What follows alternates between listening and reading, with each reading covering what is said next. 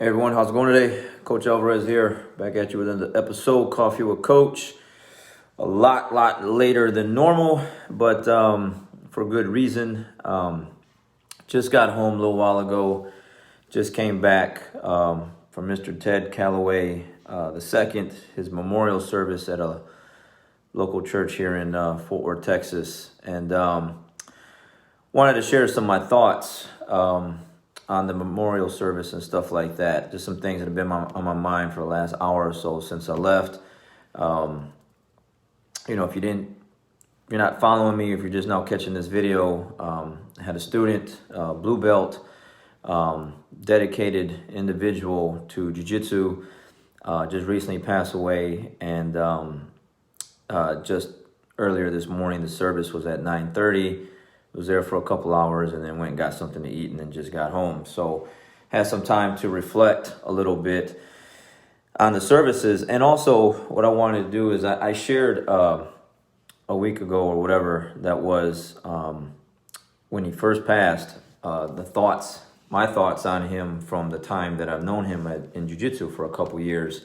But I wanted to share some of the thoughts of his friends and family members that I got to know from being at the service earlier. It was a really nice service, and really glad I went because I got to know Ted even further through his stories from his friends and stuff like that. So first off, let me just give you a little bit more background that I wasn't aware of,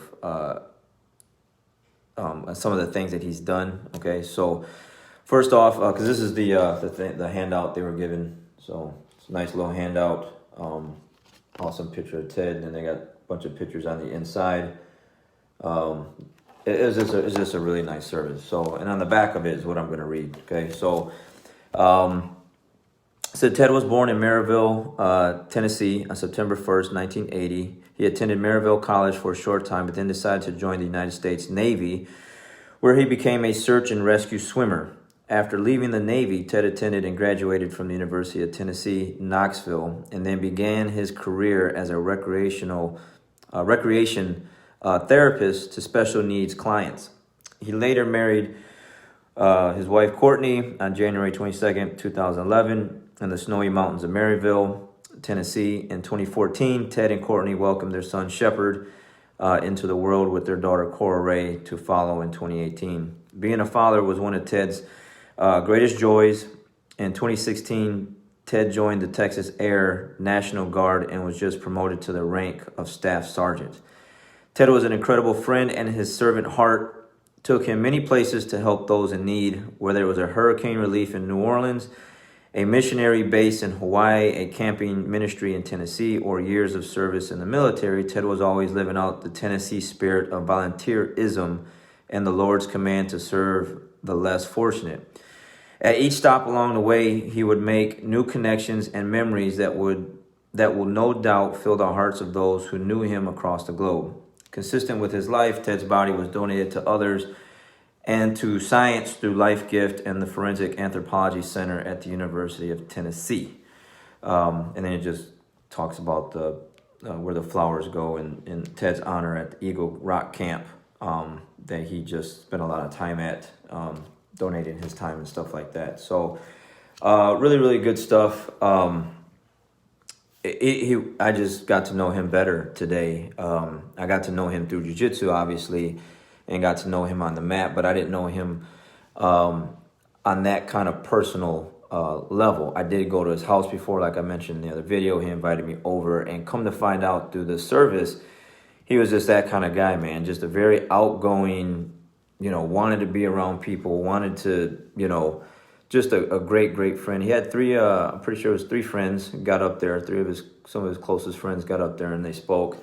And they just gave some really great stories and just kind of shared what kind of friend he was, kind of competitor he was, kind of just giving person that he was. Very adventurous, very funny, man. It was a very funny service. It really helped a lot with the mood of everything, going into the church. You just kind of walking into, someone's passed away, and so the somber, you know what you're walking into if you've been to funerals and memorial services and stuff like that. But as it got going, and these friends of his started sharing these stories, it really brightened up the room quite a bit and kind of took that edge off of what we were there for. You kind of forgot a little bit what we were there for, just because the stories that they were sharing were so funny. Just a funny guy, the things that he would do, just very adventurous, very competitive, and just a very well-liked individual. And I can attest to that. And one of the things that I thought was really hilarious was he liked to have his shirt. He liked to take his shirt off. Any reason he could get his shirt off, he would take his shirt off. And I can see why Shepard, his son, always had his gi open. So in kids class, Little Shepard, I gave him the nickname of Hasselhoff, and because he just was always, Little Shepard was always running around in the mat with his gi wide open, showing nothing but chest and stuff like that. So I can see where he got that from his father and stuff like that. So just a lot of really good stories. And in the competitiveness, I didn't know all that much about him, just except for jiu-jitsu and stuff like that. But he was a very competitive guy with just about everything he did with his friends. He was very competitive. And, what was cool, there was a table when you walk in, and it had his gi in a bag, and it had his gold medal from the Dallas Open, IBJJF Dallas Open, as a white belt sitting on the table. And I thought that was pretty special, because of all the things that he's done. He had his jiu-jitsu in there, and one of his, something from jiu-jitsu was on the table, with our logo and the gold medal and everything. And so I just went back to Facebook, and then I just was looking at, the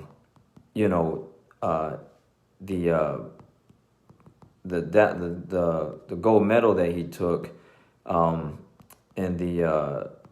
because he had took silver before that gold medal, and I wanted to read to you guys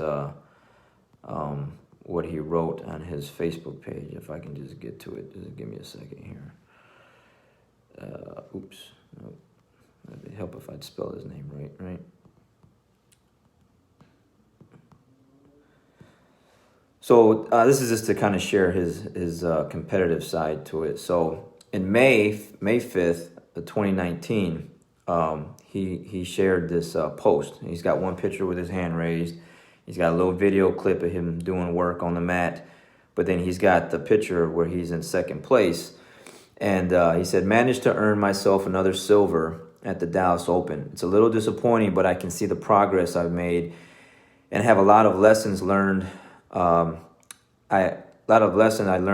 get to work on now. Major props to my competition. They put the guy's name who competed in his first tournament and fought like a champ. Huge thanks to Alex, Brad, Cruz, Witherwax, Chad, Rizzo, Rennie, KJ, Jose, and the other 6 a.m. crew, and especially Danny Alvarez for pushing me. Next one will be gold, and he's got a little flame emoji. Also, big thanks to Shep, who you can hear cheering me on in the video, and who is many times the one convincing me to get up at 5 a.m. on the days I really don't like it. And so, in September of last year, he did take gold. He got a gold medal. So he accomplished that goal. And like I said, getting to listen to his friends talk, I can see where, he just had that drive. He was very driven in just about everything he did, but he's very competitive. So getting that silver medal at the Dallas Open and the thing that he wrote, and then to come back a few months later in the year and then take the gold, I know that he felt really, really good about that. And what's funny is Shepard, would get up. He was there at 6 a.m. classes a lot of the times. There's a lot of live feeds where I'm recording the team training, and little Shepard's like crawling all around the mat, or he's kicking the ball around, or he's just doing kid stuff, just running around. I'm trying to get him out the way so he doesn't get hurt. But he was always there not always, but a good portion of the classes, Shepard was there with his dad. And I'm like, man, don't you like to sleep? Like, you would think like a 4 or 5-year-old would still like to be in bed. Like, all right, Dad, peace out. Like, have fun at practice. Have a great practice. I'm going to get some Z's in. But he was up. He was up with his dad, and they would come to practice. And then later on in the evening, then Shepard would come to his practice and stuff like that. And then Shepard took a little break from jiu-jitsu, but he would still come with his dad to practice. So, and then, like I said, one of his friends, I think the first guy that got up and spoke, talked about jiu-jitsu in his speech and what jiu-jitsu meant to Ted and stuff like that. So I wish I had a chance to speak. I really wanted to get up there, but there, some services, they allow you to ask, anyone out there would like to come and share some stories or whatever, come on up, share some things. But in this case, they weren't doing that. Seemed like they were on a time frame or whatever, so they had the 3 friends get up and talk, and then they finished the service, and then we said our goodbyes, and then we left. So, but again, I just wanted to use this time to just kind of reflect and just kind of share and get out there more of what this guy, Ted Kalloway, was like, what kind of friend he was. And he was only 40. I mean, he just recently had a birthday. And he seemed like he lived a very full life by 40 years old. It seemed like he lived more of a life than what most people would live in the entire life if they were to make it to 80 or 90 or something like that. Definitely traveled all over the place through the military and stuff like that, and through the friendships he's had and the things that he's done and the things that they shared, the trips that they took, the kind of times that they had together. Seemed like he just lived seemed very short at 40 years old, but lived a very full life. And I went to go eat with Danielle. Okay, if you don't know who Danielle is, my daughter. We're going to eat, and we were just talking like that's when it's time to go.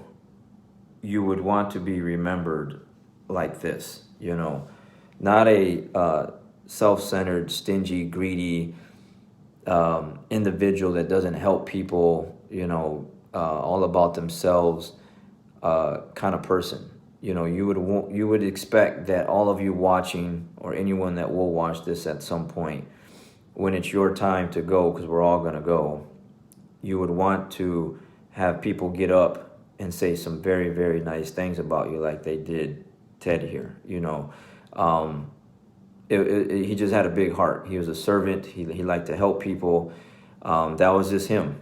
And to me, I think that's where you can have all the money in the world, you can have all the cars and houses and jewelry and everything else, but if no one has anything good to say about you, and you never really helped anyone along the way, you never gave yourself to anyone to lift them up, then none of that stuff really matters, And I was trying to tell Neil, I was like, this is it. Like, this is a great example. Like, when it's time to go, you want to go out like that. You want to be remembered like that. It just, not that, there's no one's perfect. I'm sure, there's some flaws in there somewhere, but, it was just a really, really nice service, when it really just uplifted and made, I'm sure not just me, but everyone else that was sitting in the church, just feel a lot better, instead of mourning, kind of celebrating, his life because of the stories that were shared. And it just would have been nice to hear more of those. And so that's why I shared mine, my experiences with Ted a week or so ago, whenever I found out he passed. And I just feel like I owe him that today, to just leaving the service a little while ago, and then just letting more people know, what kind of individual he was and what kind of good person he was, and just, great dad, and just, just a great person, a very competitive person. And I like that, obviously, for those that know me, my students that are watching right now, and those who will watch it later. I'm a very competitive person, and he fit the mold, especially like the 6 a.m. guys, because, I'm pretty tough on those guys. I'm not really teaching those classes right now, but I was for a couple of years. And I taught the majority of the time that Ted was in the 6 a.m. class, from the time he started to the time he stopped. And so my thing was, hey, you guys are getting me up this early to teach jiu-jitsu. You guys better show up. You guys better show up. And when we show up, we're going to put in that work. And Ted was definitely there. And then there'd be times where his alarm clock he didn't get up when the alarm clock went off, but he still showed up. He showed up 10 minutes late, 15 minutes late, looked like he just got out of bed, but he would show up. He would show up, and there'd be times where he'd have like a tweak or a pull of some sort of injury, and he would still show up, come check out class, which most people would sleep in, be like, I'm hurt. I'm not getting up for no 6 a.m. class to go and watch. I want to participate. I'm going to stay in bed and get me some extra sleep. But he would come in and check it out. And again, he would always just hang out with the guys after class. Just a very outgoing person, man. If that's the way, like I said, when it's time to go, man, if you're a little kind of closed person, someone that's not as giving, someone that's just open up, help other people, talk to other people, put yourself out there like Ted, and just be a servant to others, man, and help a lot of people. And it's just why I'm sharing this, because that's what I'm trying to do here with these videos, right? Like that's what these things are about. That's what jiu-jitsu is about. You're helping people. You're helping people accomplish goals and kids and everything else. And he definitely fit the mold for our academy with his work ethic, competitiveness, and the kind of heart and person he was. A very outgoing person. Again, you knew when he was in the room for sure. So very nice service. Like I said, I wish I got to hear more people talk, because with those were just 3 individuals, and I'm sure there was a lot of people in the church, and I'm sure there was a lot more great stories left to be told. We just won't be able to hear those. So I just wanted to come home and share some more of my stories with him, and just share this story with you guys, because he was an active student at the time. Up until this point, he was an active student of my academy, not someone that took a break for a while. I had someone earlier this year pass away, Mr. Maples, but there was a long break there. Not like it was anything less, but this guy was currently training up until he went into the hospital, and he was with me for a couple of years there, and just a real big part of the academy. So I just feel like I owe that to him.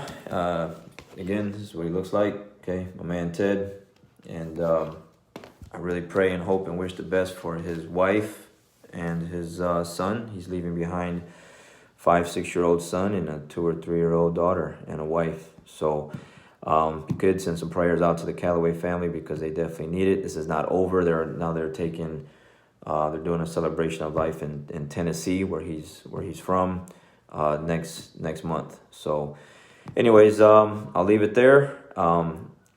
I feel like with so much positive stuff that I heard about him today, I feel like that just needed to be shared here, because that's what these videos, these episodes are about: positivity, good things, and maybe hearing what kind of person this is.